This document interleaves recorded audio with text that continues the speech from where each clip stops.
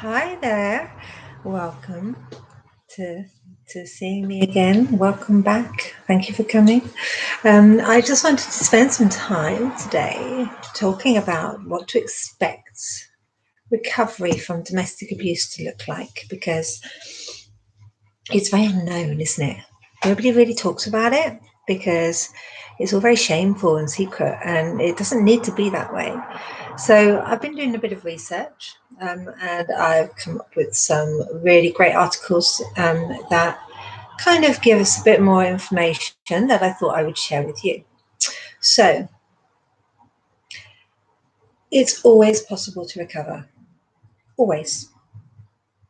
But recovery from domestic abuse becomes probable when you have an idea of what domestic abuse recovery looks like, when you know in general what feelings to expect during recovery, when you get a head start on complications that can happen in recovery, when you develop coping skills to navigate your recovery from domestic abuse, when you learn how to recover from a controlling relationship, and when you get support through a domestic abuse recovery program like the one at Dash, like the one at Women's Aid, like the one at Women's Door, like Freedom Project. There's so many different, so many different avenues that you can take.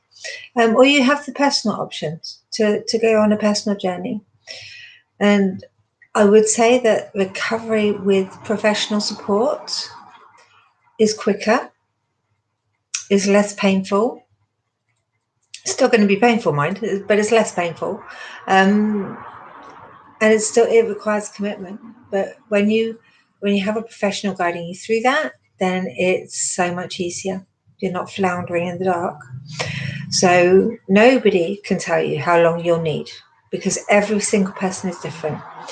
And as you'll find out, even a little bit of recovery makes a massive difference in your life. And nurturing your recovery from domestic abuse, or recovering on purpose, it just adds structure to your recovery. So there are some stages of healing emotional trauma. I'm going to go through them with you now. So the Manitoba Trauma Information and Education Centre states that the stages of emotional trauma recovery are safety and stabilization, remembrance and mourning, reconnection and integration, and safety and stabilization. And hopefully you picked up there's a bit of a cycle going on.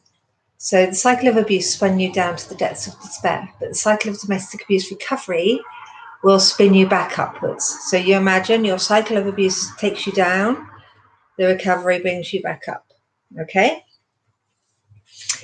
And the healing process is a cycle, and no one can tell you how many times an hour, day, week, month, or year you will go through it, or how many rotations you will take for it before it starts to stick.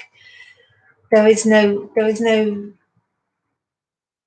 prescribed time. There is no minimum time, no maximum time, no recommended time, because nobody apart from you knows how badly you've been damaged.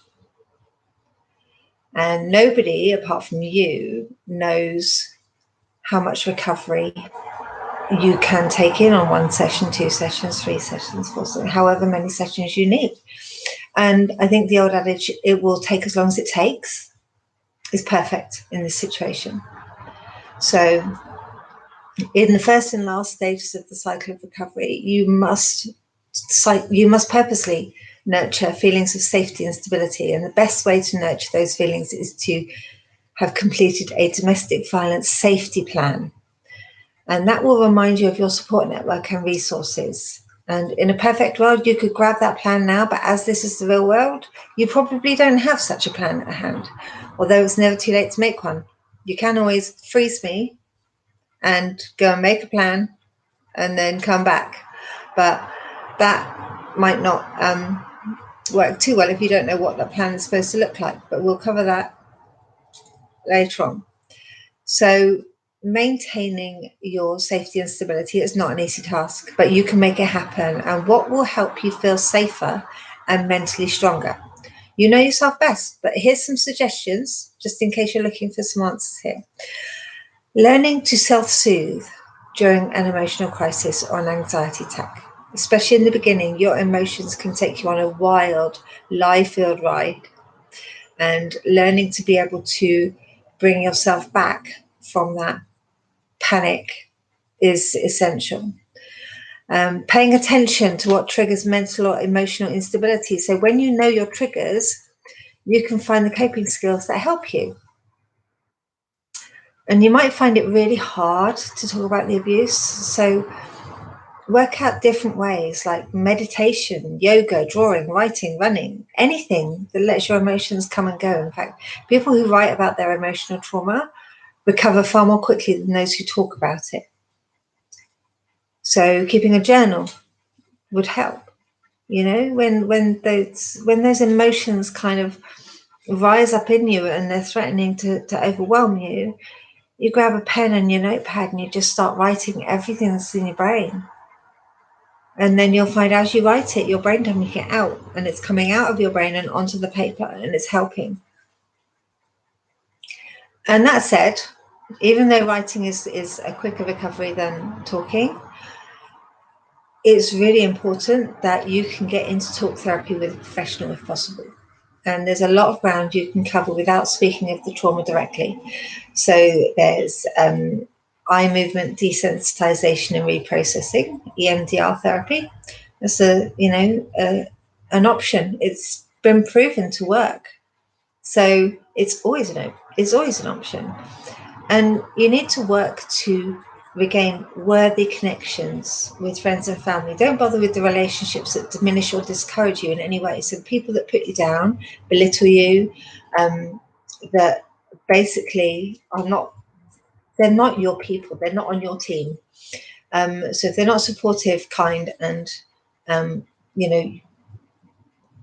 good for you in your life, then there is no harm in dropping those people. So then you get to move on to the second stage, which is remembering and mourning. So when you feel safe and stable, you should work through the memories, the good and the bad, because don't forget, you will have good memories too. It's not all bad. If it was all bad, we never would have stayed so long. And because there was good in that relationship, you will find yourself mourning that relationship. Not as it was, but as you once thought it would be. Because let's face it, you put a lot of yourself into a relationship that was just very simply one big lie. And you need to accept that the relationship as you saw it never existed. Only for you it existed. And your abuser does not know how to love you. They don't know, and they don't care that you've experienced a deep loss. And as you remember and mourn the relationship, work into discussing your feelings with a variety of people, from best friends to strangers at a support group. Because for me, I never talked about it. Never talked about it. If I could help it, I would avoid it completely. It was all just locked up tight inside me. And that being locked up tight inside me made me distrustful, paranoid. I was still traumatized. I still had to come into contact with him on a regular basis because of child custody agreements, visitation, that kind of thing. And every time I did, he had power over me because he had the power to make me crumble, to make me scared. He had the power to make me scared. And he knew it. He knew damn well he knew it. And that was used against me time and time and time again to get his own way. And I did not realize that by holding it in instead of talking about it and dealing with it would impact on future relationships. And unfortunately, and I do clearly recall being shouted at by my boyfriend one time, and something to do with the kids, and he yelled at me so loud and so aggressively that I went into frightened rabbit mode. I just kind of closed down and I couldn't talk to him for 3 days. 3 days I couldn't talk to him for. Couldn't even look at him. And it took a long time to sort of overcome some of my hang-ups that I still had, because I was paranoid. I didn't trust anybody. And, there's still an element of that now, that I am very, I don't know how to say it, I'm very cautious in giving my love, because I don't want it to be used against me. But those that receive my love are worth it. So, in remembering and mourning, you will still cry or feel angry or miss the good times or any other emotion as you talk about the relationship, and that's okay. It's okay to feel that way. People worth spending time with will listen to you as you talk about your trauma, but if remembering the past causes you to feel as if it were happening all over again, you could be experiencing a symptom of PTSD, post-traumatic stress disorder, which is really common in abuse victims, and you can talk to your doctor about the abuse and ask about PTSD. And if you feel your confidence in your safety or mental stability is fading, then just regroup, take a pause, regroup, slow down. Don't push yourself back when you're trying to move forward. These ideas can help you navigate this stage. So maintain your feelings of safety and stability. That is first and foremost. Talk to whoever will listen and support you. Don't just talk to anybody. Talk to the people that you know that will be supportive of you. Involve yourself in any creative activity, or if you're ready for more social interaction, take a class or anything that piques your interest. Take a pottery class, take a language class, take a class that you've always wanted to take but never did. Take a scuba diving class, Make self-care a habit. Self-care includes eating better, taking better care of yourself physically, making and attending that doctor appointment, etc. And remember to pay attention to your thoughts, because when you talk negative thoughts about yourself, that tells your brain that that's the truth. And you need to tell your abuser's voice to get the hell out of your head. When you hear him trying to criticize or her criticizing in your ear, then you need to be saying, hang on, no, hang on a minute. That's not true. And you need to challenge it. And then the third stage is reconnection and integration. So reconnecting to reality and releasing the traumatic memories of abuse completes this round of the healing cycle. And you will feel stronger and be excited about the life that you're making for yourself, because the abuse no longer defines you and defines your life, and becomes part of it just becomes part of the story of you. And not only the story of you, here are things that you can do to aid the process of reconnection and integration after abuse trauma. Everyone says to volunteer, and I used to hate it. I was recovering from depression too, so volunteering wasn't really an answer. So if volunteering somewhere isn't a good fit for you, find a way to teach you what you've learned from the abuse. Make yourself more available to meet new people. Not lovers, but friends, just friends. You may find a lover, but if you find yourself feeling emotionally destabilized or wanting to connect with that person very quickly, then it's possibly too soon to date. And decide what you want in your new life. Make a plan and go for it.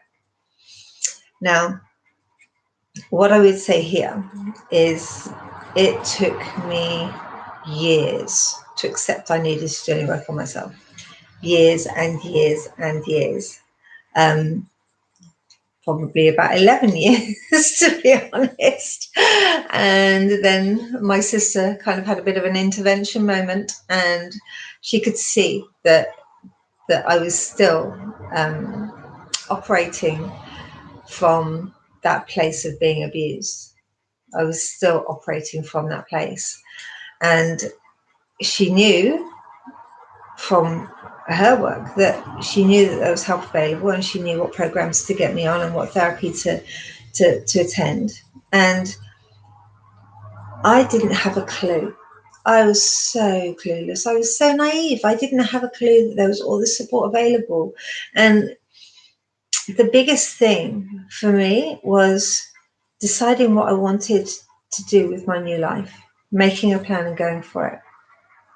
And that's what I'm doing here, is my goal now is to change the world one woman at a time, save one woman at a time from this horrible abuse cycle, to help them rediscover themselves, to help them grow and build, and to be themselves, the true themselves, not the beaten down themselves. And it's really important to me that the women I help have that opportunity to be whatever they want to be, because anything is possible when you put your mind to it. And I think it's really important that you maintain your feelings of safety and stability, but remember that it's really, really normal to have a wobble, to feel the sand kind of shifting under your feet. It's so usual. It's perfectly okay, and having a wobble is fine. But it's okay to feel afraid. It's okay to feel emotional, and reach out to your support system. Work through the cycle of healing, and before you know it, life will reward you for your hard work. And finding people that are sympathetic to your situation but will not tolerate wallowing, I think, is probably a good way to put it. Because in my family, we don't do sympathy very well. We don't do sympathy very well at all, and I felt so alone.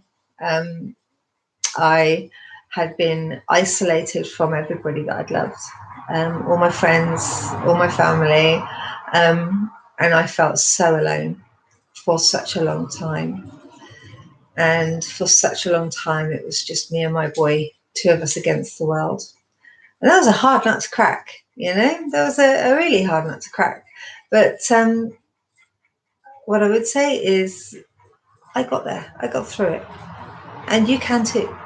So when you think, I don't know what to do, I am just so lost,